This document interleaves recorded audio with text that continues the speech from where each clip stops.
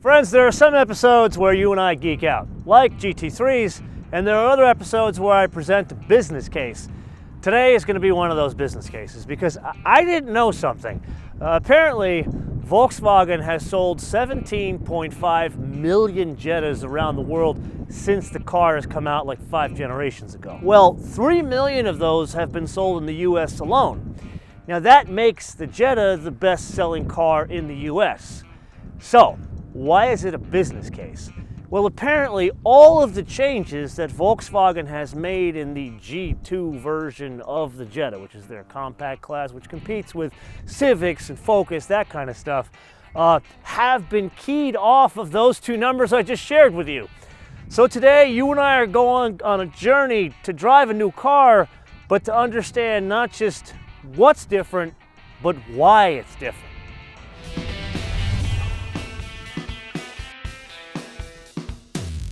Now, before you and I drive der neue Volkswagen Jetta, we need to understand what motivates it. And I feel the best way to do that is to understand the car that came before it, and we just happen to have one right here.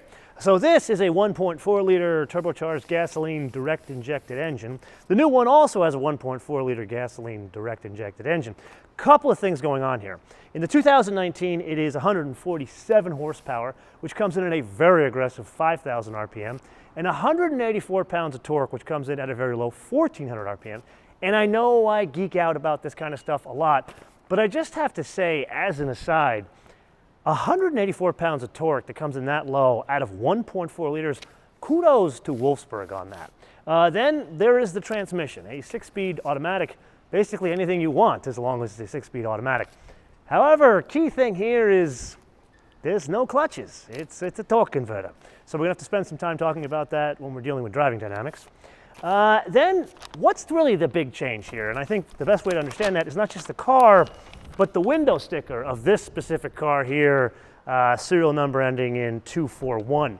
So fuel economy, 28 city, 39 highway. Let's just say it's different in a new car, but I'm not going to tell you what it is because we have to drive the car first, and we'll come back to it later in the episode. There's a number I have not told you yet, and that number is the weight. If this were a manual, which is sadly is only on offer in the most basic, like no trim at all, no sunroof, no nothing, you can't get anything, that's under 2,900 pounds, 2,880 pounds to be exact. This one we're driving, which is the R-Line with the automatic, is just a shade over 3,000 pounds, 3,031. So that's why I could put my foot into it, and this thing kind of works. I mean, it ain't no M550 that we just drove with all that linear power, 456 horsepower, but really impressive for the segment. Let's come around this turn here, put our foot into it a bit more, and this is where power to weight really pays off in a segment that's all about volume.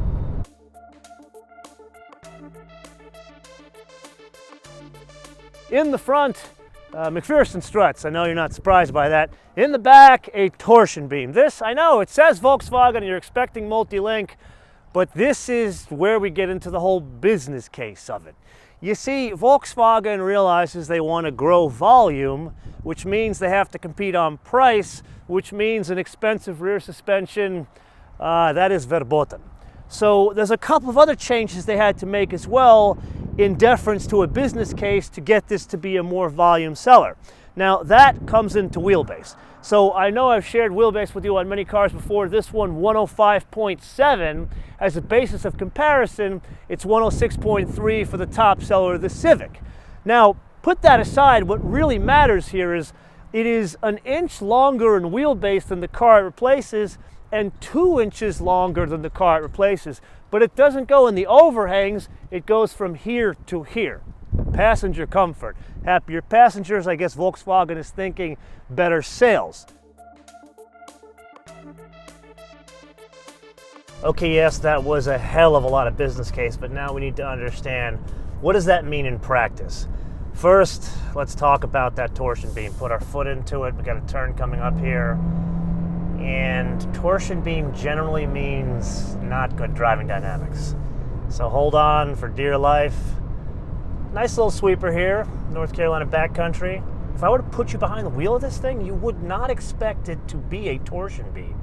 You would expect it to be somewhat of like remember the multi-link in the Elantra GT, not the Sport. The Sport, that's like just a shade off of the GTI, where the Elantra GT, that's better road manners off of a basic Elantra, where this, it's more like the Elantra GT in that you put your foot into it and it doesn't feel sloppy in driving dynamics. So in this case, I can't believe I'm saying it, the torsion beam kind of works. And as we enter the Cape Fear River region, the second aspect of driving dynamics, and one far more important as it relates to a Volkswagen, the transmission. Now, it would stand to reason that one would think this is the made from unicorns DSG. Well, apparently that is not the case. This is an all-new transmission, first application in the entire Volkswagen group, which translates to two things. First, there are more forward gears. There's 8 in total. And number 2, you don't notice a huge difference in terms of regular everyday driving around town, that kind of stuff. The only time you would notice a difference is if you're trying to downshift. It's slower gear shift, especially on downshifts. And then if you are someone that is going to switch gears manually, which I don't think someone is going to do in a Jetta. I think one who buys a GTI would do that. This is the only time you would notice it. See that? Actually, it's not a C. Did you hear that? It didn't have that crispness, that sharpness. The flip side of that business case is this. People that buy these things, probably not a Lotus freak like me, so they'd gladly trade shifting performance for fuel economy. So in doing a little research there, 30 in the city, 40 on the highway, 34 combined, which translates to an improvement over the previous gen Jetta. But if you're really reading the tea leaves correctly there, it is a direct assault on like the Civic and especially the Nissans that have the CVTs to up their fuel economy. And that's really what this torque converter is for.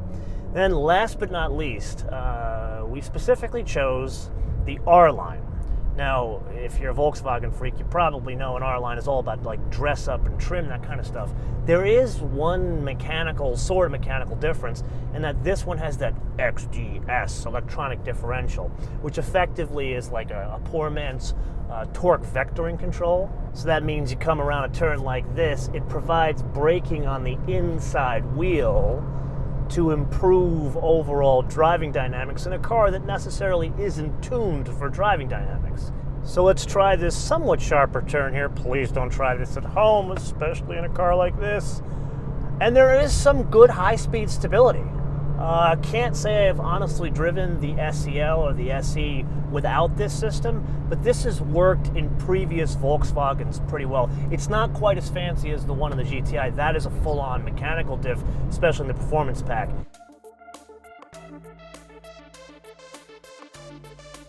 So if you've been paying attention to all the changes thus far, you see they fall under a theme of value and more efficiency. Not exactly the love language of broken car guys and gals like us. So you can imagine when I got to Raleigh-Durham, I found the guy who runs the product of this. His name is Daniel, and he is a proper car guy. Drives a Volkswagen diesel and has had many GTIs in the past. So of course I cornered him and said, hey man, what's going on in the GLI department? Apparently, there's a lot. So he confirmed, definitely going to be a GLI. He also confirmed it's definitely going to have a dual clutch transmission. So my thinking is the DSG will come back. He also said that it is absolutely, positively, definitively going to have a manual transmission. His words, not mine. All good news. Now, I didn't get anything out of him about the rear suspension, but I gotta believe that if you're going to build a GLI, you got to have an independent rear suspension. So I'm thinking the multi-link unit from the GTI is going to make its way to a GLI yet again. So let's take this as an opportunity. We have a direct connection to this guy, Daniel, so think of this as an additional question here. What do you want to see in a future GLI? And please, for the love of God, be reasonable. Don't come up with a 500 horsepower rally car that will cost $21,000. It ain't gonna happen. But what do you want to see on it, and how much would you be willing to pay in dollars, pounds, euros, or shekels for a Volkswagen Jetta GLI? So think of this as a great opportunity where we can have input on product development, because I do feel, if I'm reading the tea leaves correctly, that there's still some stuff open to interpretation.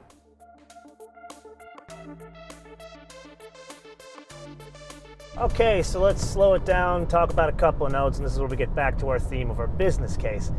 And over many years, you and I have talked about cars, especially mass market cars that are value or high content or whatever it means, where you get more stuff for your money. And here there's been an interesting trade-off in a couple of areas. Some successful, some not so successful.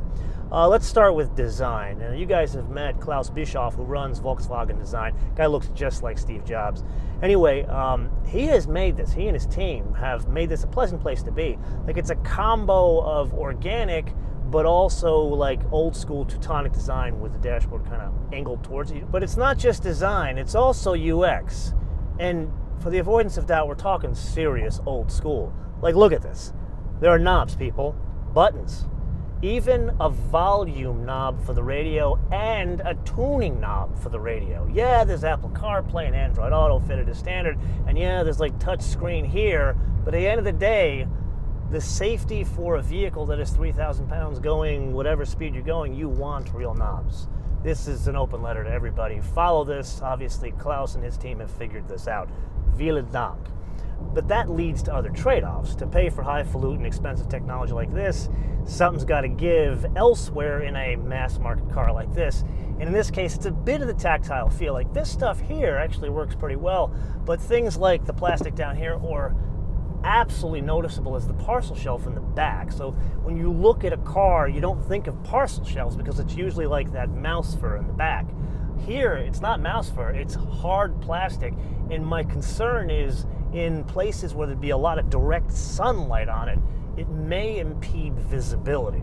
But then on the flip side of that, there's anything that's SE and above, which is kind of the second level on the trim walk, that comes fitted with a factory panoramic sunroof as standard. If I'm reading the tea leaves correctly, when they first sat down and had the meeting of what's the new Jetta going to be, they said, you know what, this segment is two-wheel drive. If someone really, really, really wants all-wheel drive, they're going to get a crossover. So they made the decision to change that floor pan to make it A, cheaper to manufacture, but B, the cheaper doesn't come from it's easier to manufacture, it's cheaper because you don't have to make one that fits both all-wheel drive and two-wheel drive.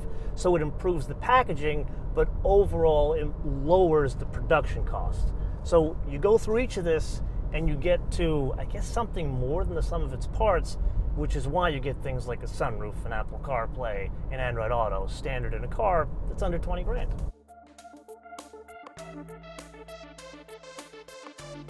So a postscript, since turning off the cameras and handing back the key to that lava orange Jetta in Durham, North Carolina, ran into our good friend Pondo. He is the logistics man behind the scenes at all these Volkswagen drives, and he, none of this would happen without Pondo, and he is like a magician at this kind of stuff. Anyway, speaking of magic, in a dirt lot, hidden behind everything that no one could see, was this lonely white Jetta. And it was the base one, and I asked Pondo, what's going on with that one?